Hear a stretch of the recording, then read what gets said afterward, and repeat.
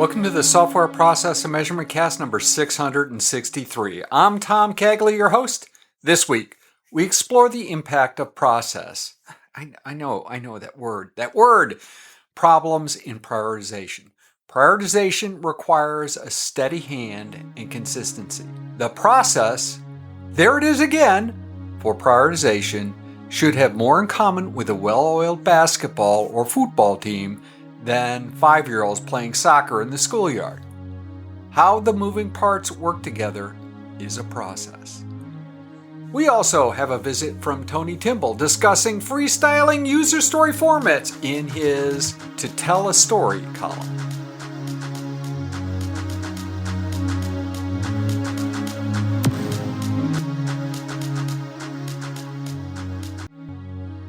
Work entry.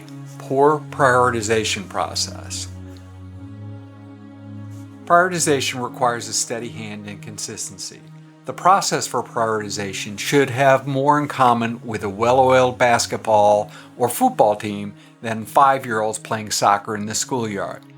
How the moving parts work together is a process, but in some circles, process is a dirty word.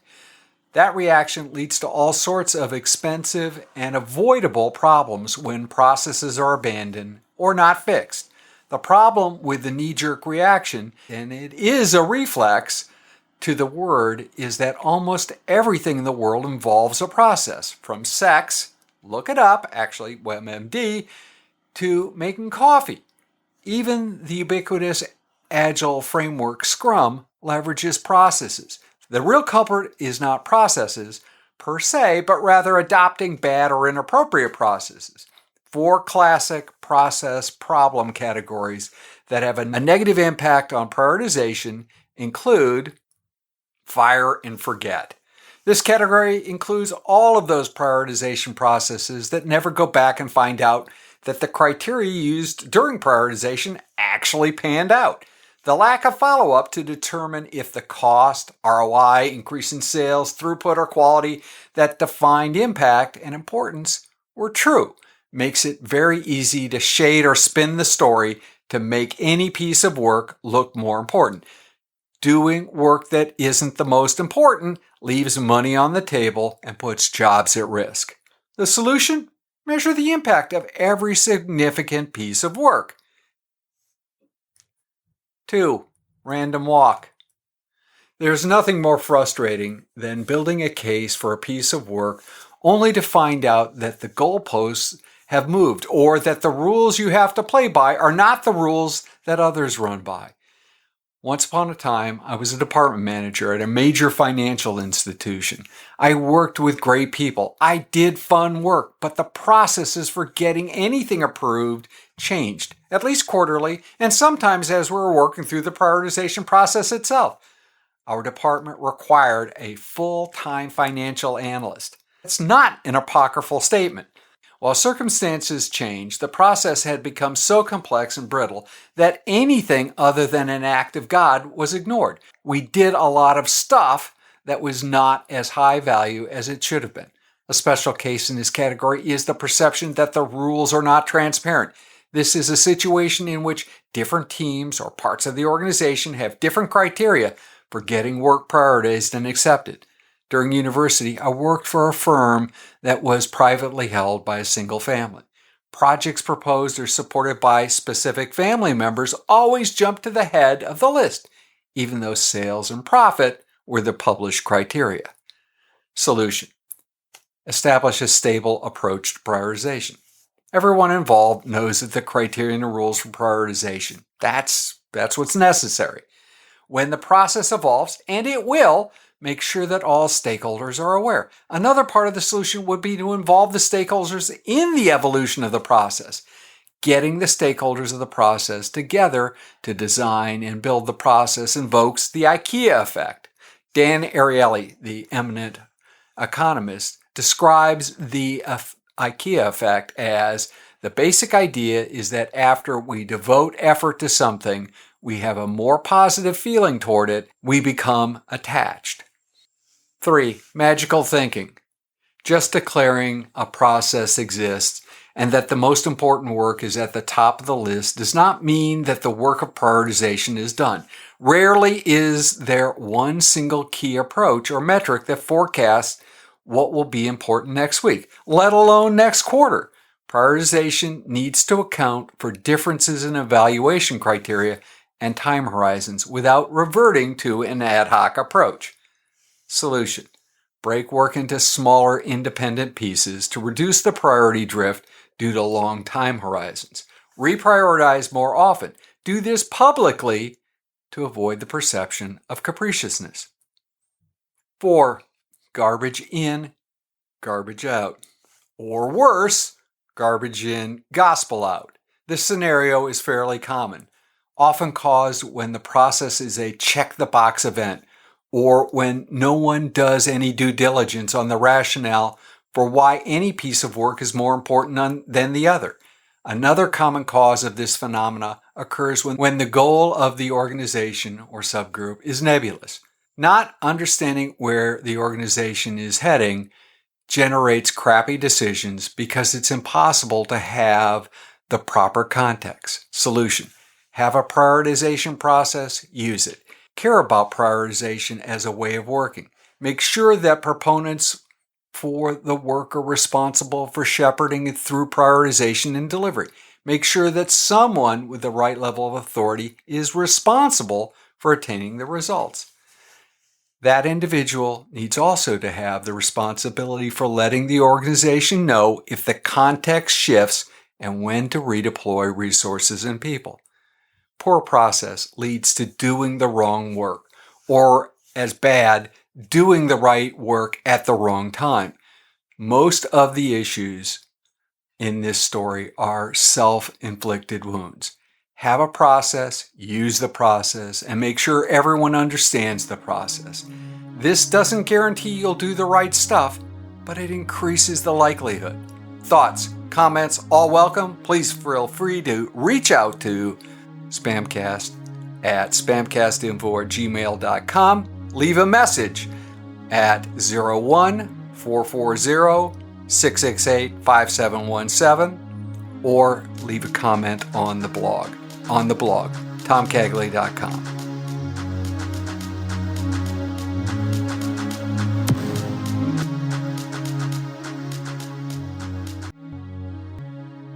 Tony Timbol, welcome to the Software Process and Measurement Cast. Tony, this is the third iteration of To Tell a Story, your new column. I'm going to guess that the snow may have started to melt where I live. I understand that you've got 40 feet of snow down in Jacksonville? I wish. My wife would. She comes from New Jersey. She misses the Four Seasons. We're in the 70s now, and it's really nice. And it's the reason why people winter in Florida and summer up north. So sorry about that. So, Tony, today, as a developer, I want to freestyle my user stories so that I can just get stuff done. What's the problem? That's a great user story. However, are there risks and could there be risks? And, my first reaction to that would be, because of my nature of empowerment and wanting people to own their work and, the agile principles of decentralization empowerment, my first reaction is, you know what? That's a great idea. You should go for it whole hog. But then the corporate side of my brain, which says, well, hold on a second. When you try to scale that kind of freedom and relaxed, what I would call guidelines, there could be such divergence of outcomes that would possibly become a negative effect. So I think I would advise an organization to study that, to try that perhaps, and maybe an experiment or a pilot to say, look, let's people give them a freedom to write, to user stories, either freestyle, but they have to pass some level of guardrails, some type of guardrails. And for example, one of the guardrails could be readability. The U.S. Navy uses the Fleisch-Kincaid scale to test readability of different grade levels. That's one of the features that we use in Agile Ready is we take your conversational narrative text that you type in to provide additional information for a user story, and we give you a rating on that. Now, that rating could be very valid, interpretive, or it could be garbage. It depends on what you write. And so a list of bullets is less information rich than, let's say, a narrative story in a series of paragraphs that are well constructed, trying to communicate a point about, I want this parameter list to be sorted by table ID in order for it to be effective in future outer joins. I mean, that sentence may have a lot of meaning and it may be readable, but it may not be readable at a level for the general audience. So there could be things that you could use as a tool. For example, there's a tool out there called Job Writer Aid, which is an English language type of tool that sort of does a little bit of what Algeretti does, but it's basically an English language tutor in real time. And it suggests to you as you're writing, let's say, an article. If I were to write this column that we're talking about in audio form, and I were to write 300 words, it would sit there and over my shoulder and suggest to me how to form sentences, how to form paragraphs, correct spelling, and it would assist in that area. So again, there may be a lot of opportunity to use that kind of freedom of the freestyle story writing, but provide some kind of guardrail so that there's some level of, I would say, consistency. I worry that taking away the discipline of having, whether it's a situation in the job stories that we've talked about in the past, or a user in the Conextra form, or the given in the Gherkin kind of language, if we take away parts, because people, hey, I don't want to repeat myself, that this persona thing, I'm going to write a whole bunch of stuff about that user down the street, whatever that it person is. And I don't want to repeat that over and over and over again. That's just boring. I'll stop doing that, and I will then lose that piece of context. So I worry again. I'm sort of try it in the same vein as you, but I can also see the lack of discipline hurting the entirety of the organization, especially if you've got 2 or 3 teams working on something, or if, God forbid, a product owner is just off by themselves writing user stories, and it's like, well, I'll just this persona stuff. We're just not going to do that because I don't like personas anymore, so I won't do that. I agree with you. Context is gone. Yep, I agree with you 100%. So arguing the other point would be that the allowing freestyle brings in reinforces the inherent dangers of too large stories, because what happens is when you start getting away from that very structured sentence form of as a role, I want a goal, or given when, or the job story format, those components force you to think about the different parts of the who, what, and the why. And it forces you to make decisions about the who and what and the why. And so it'd be very easy to write a non-compliant or non-form user story that is a huge epic that would be very difficult to break down. And then therefore you assign this narrative sentence, which is, let's build dashboard panels for the nurse.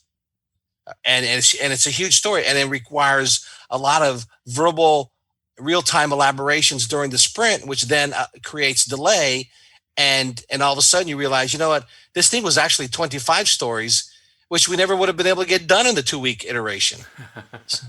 So you enter into an iteration with too big a story to begin with because you freestyled and you forgot about size and about the complexity of the story. So yeah, I agree with you. That's a risk of freestyling. Wouldn't you catch some of that if you were doing refinement and planning? I mean, wouldn't you know that this is bigger than a bread box? this thing is an exploding kitten kind of scenario that you're just never going to be able to take it in. So Right. shouldn't there be, even if it were too big, shouldn't we have other guardrails?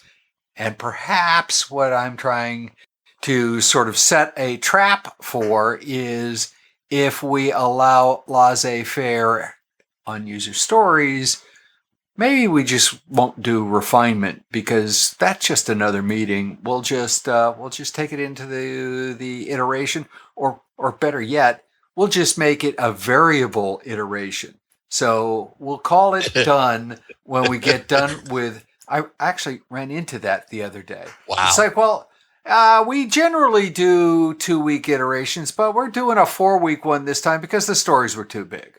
Yeah. Same here. I've come across that as well. No, you're completely right. What happens is the more disciplined you are in the ceremonies, which themselves are guardrails to help teams implement the agile practices.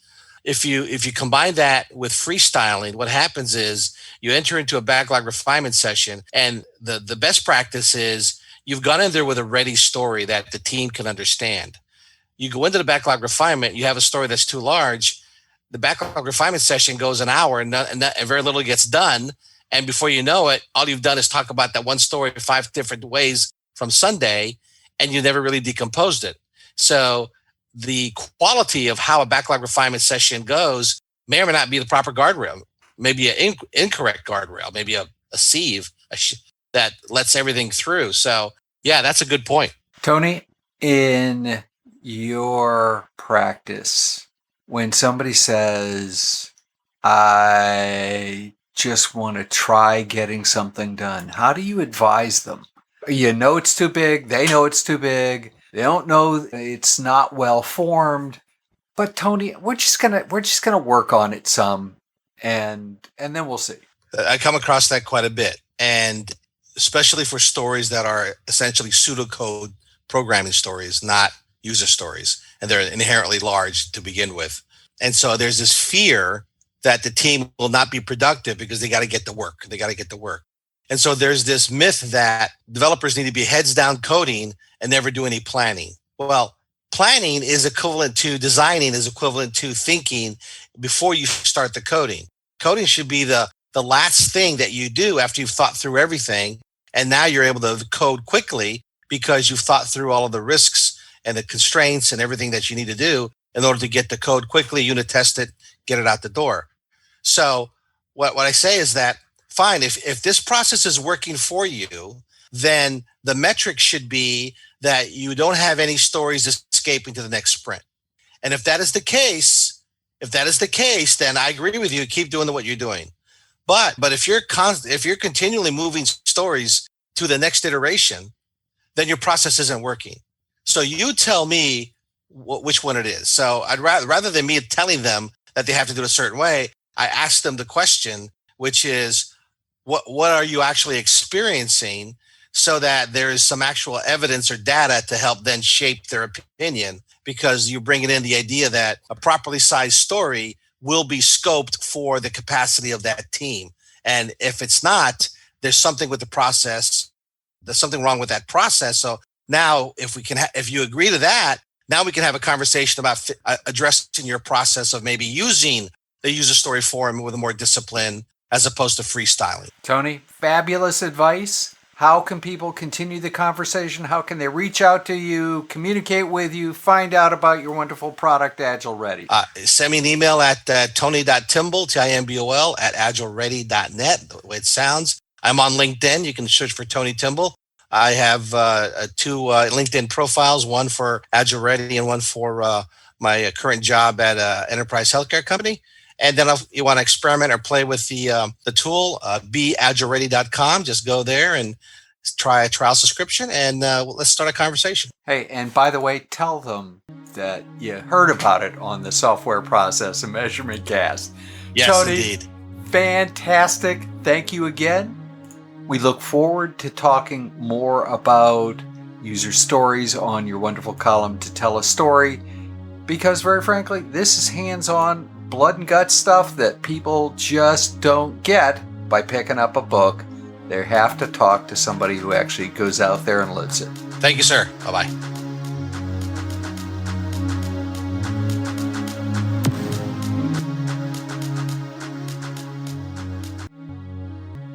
In Reread Saturday news, this week we focus on Chapter 6 of Monotasking by Staffan Nöteberg.